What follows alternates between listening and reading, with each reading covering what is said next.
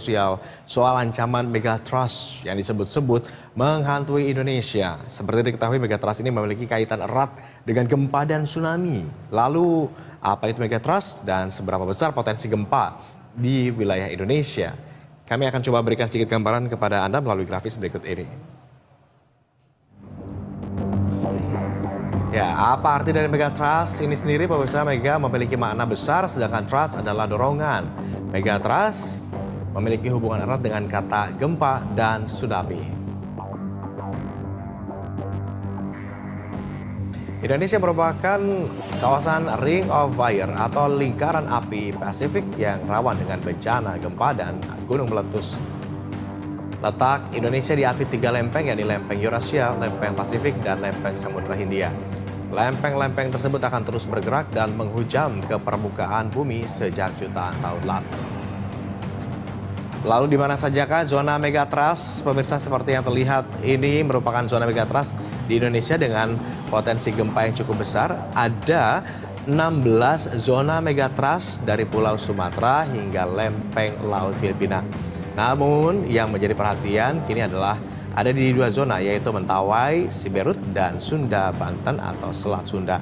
Diprediksi jika terjadi gempa, maka gempa tersebut akan berkekuatan hingga 8,7 magnitudo.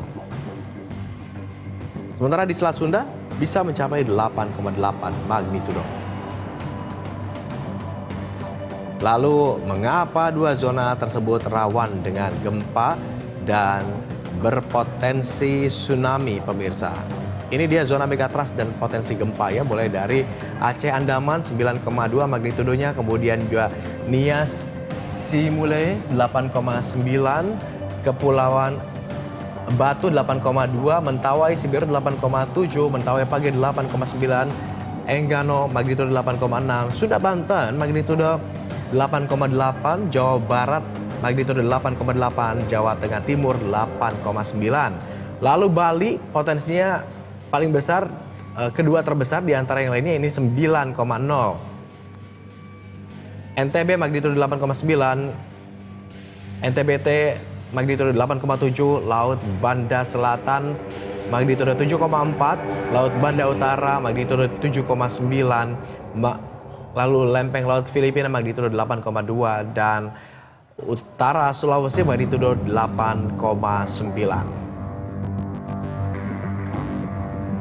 Mengapa 2 zona ini rawan dengan gempa dan berpotensi tsunami? Nah, Kepala Pusat Gempa dan Tsunami BMKG Daryono menyatakan 2 zona tersebut tinggal menunggu waktu karena segmen-segmen sumber gempa di sekitarnya sudah rilis gempa besar semua. Sementara Selat Sunda dan Mentawai, Siberut hingga saat ini belum terjadi.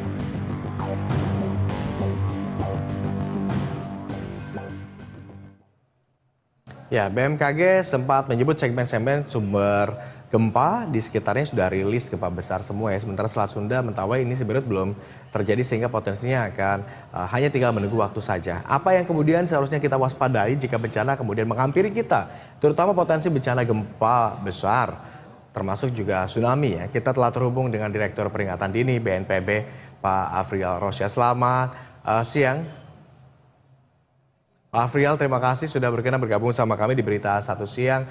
Pak Afrial, apa yang seharusnya kita waspadai jika informasi yang kini sedang ramai begitu ya diperbincangkan seperti megatrust ini terjadi begitu ya? Walaupun ini masih prediksi, tapi banyak yang bilang bahwa ini hanya tinggal menunggu waktu saja begitu.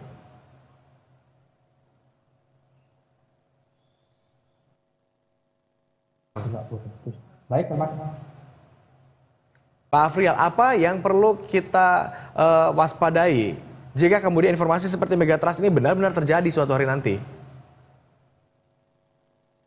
Ya, terima kasih Mas Agung. Barangkali apa yang sudah disampaikan oleh BMKG itu perlu kita antisipasi. Jadi itu adalah bentuk peringatan sebagai tugas dari BMKG untuk bisa memberikan peringatan dini gempa dan tsunami kepada masyarakat. Nah, ini adalah barangkali dari kajian daripada ekspert.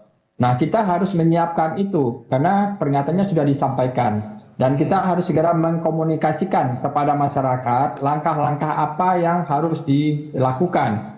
Nah, kita di BNPB sudah melakukan langkah-langkah antisipasi atau aksi dini lah terhadap upaya-upaya yang sudah diberikan oleh BMKG sebagai warningnya begitu.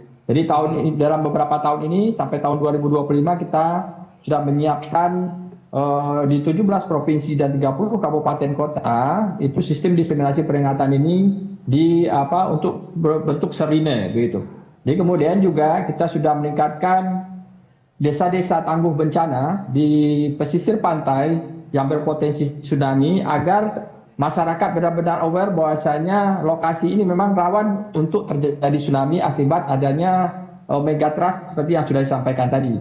Jadi disampaikan bahwasanya ada 2 megatrust yang menunggu waktu katanya, itu adalah Selat Sunda dan Mentawai Siberut tadi sudah disampaikan. Nah, ini memang kita harus segera antisipasi, kemudian juga bisa memberikan komunikasi risiko kepada masyarakat, meningkatkan pemahaman risiko kepada masyarakat yang tinggal di pesisir pantai rawan tsunami. Kemudian juga kami membangun juga jalur-jalur evakuasi untuk masyarakat, juga tempat-tempat evakuasi sementara, serta menyiapkan rambu-rambu evakuasi yang bisa diakses oleh masyarakat jika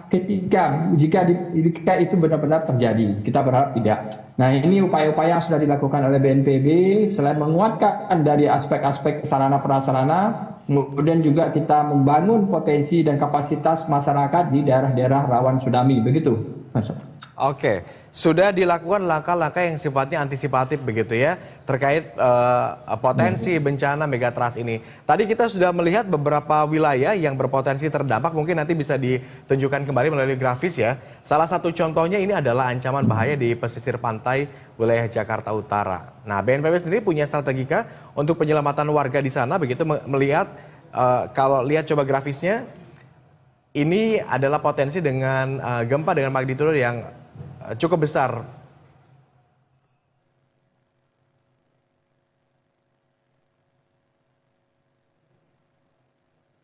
Mas Afrial.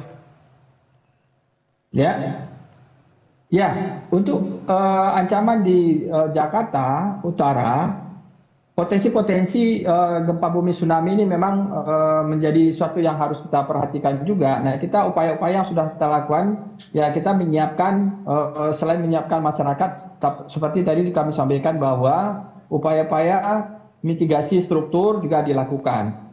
Nah, sehingga ancaman ini bisa kita prediksi kita kurangi risikonya nanti. Untuk Jakarta Utara, ya, mungkin secara ini sudah dilakukan oleh pemerintah DKI ya, Mas Agung. Barangkali upaya-upaya itu sudah dilakukan oleh pemerintah. Kita bersama dengan pemerintah daerah juga melakukan antisipasi dan mitigasi begitu kepada masyarakat. Dan kita sampaikan bahwasanya ancaman ini memang ada dan nyata berdasarkan hasil kajian, dan kita harus melakukan aksi dini jauh sebelum menindaklanjuti peringatan yang sudah diberikan oleh BMKG begitu. Oke, bagaimana dengan tingkat kesiapan masyarakat? Apa masyarakat sudah teredukasi dengan baik begitu soal kemana jalur evakuasi atau kemungkinan jika ini benar-benar terjadi apa yang perlu dilakukan? Ya, di bagian beberapa provinsi dan kabupaten kota yang sudah kami intervensi sudah menyampaikan hal tersebut, dan kita sudah membangun juga tempat evakuasi sementara di beberapa provinsi kabupaten kota. Kemudian juga 3 tahun ini kita membangun hampir lebih dari 4.500 rambu evakuasi untuk daerah rawan tsunami. Kita juga sudah menyiapkan peta risiko bencana tsunami, dan kita sudah sosialisasikan kepada pemerintah. Yang selanjutnya harapan kami adalah bagaimana peran dan komitmen pemerintah daerah untuk bisa memberikan sosialisasi kepada masyarakat terhadap peta risiko bencana tsunami yang sudah kita bikin. dalam bentuk sosialisasi, sehingga juga nanti tempat-tempat evakuasi sementara dan jalur evakuasi juga perlu dipersiapkan sedini mungkin oleh pemerintah daerah, karena ancaman itu kita tidak bisa prediksi, walaupun itu disampaikan menunggu waktu, tapi kapan persisnya tidak seorang pun yang tahu, sehingga upaya-upaya meyakinkan masyarakat atau memberikan pemahaman yang lebih detail kepada masyarakat terhadap risiko yang dihadapi itu menjadi sangat penting, begitu. Oke, isu ini juga cukup banyak diperbincangkan bukan hanya kali ini, tetapi sejak bertahun-tahun yang lalu begitu ya. Artinya kalau kita berkaca pada potensi ini tidak bisa dengan pasti kita sebutkan akan terjadi pada bulan anu tahun sekian begitu ya. Yang bisa kita lakukan adalah antisipasi sejak dini. Dan itu sudah dilakukan. Sudah. Ya, itu ada peran dari pemerintah daerah dan juga peran dari masyarakat sendiri. Jadi tidak bisa diserahkan saja kepada pemerintah atau pemerintah daerah. Nah, di sini peran masyarakat, partisipasi masyarakat untuk membangun awareness-nya masyarakat di tingkat lokal, di tingkat community, sehingga apa-apa yang sudah dilakukan pemerintah bisa terinternalisasi dalam kehidupan masyarakat. Seperti halnya kita telah memiliki peta risiko, kemudian kita sudah membangun sistem diseminasi peringatan dininya sampai ke masyarakat, di mana peran serta masyarakat untuk menjaga alat tersebut, untuk bisa membuat secara di level masyarakat itu menjadi sangat penting sekali. Baik, Pak Afril, kalau kita lihat di peta, ini kita lihat bersama-sama begitu ya, banyak dari mulai Aceh, Sumatera, kemudian ke Pulau Jawa, potensinya begitu tinggi, tetapi tertinggi di Aceh 9,2 magnitudo, kemudian tertinggi kedua ada di Bali 9,0 magnitudo potensinya begitu ya.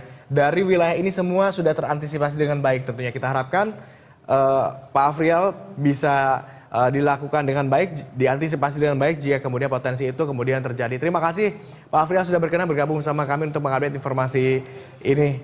Selamat kembali beraktivitas Pak Afril. Ya, terima kasih Mas Agus. Selamat siang.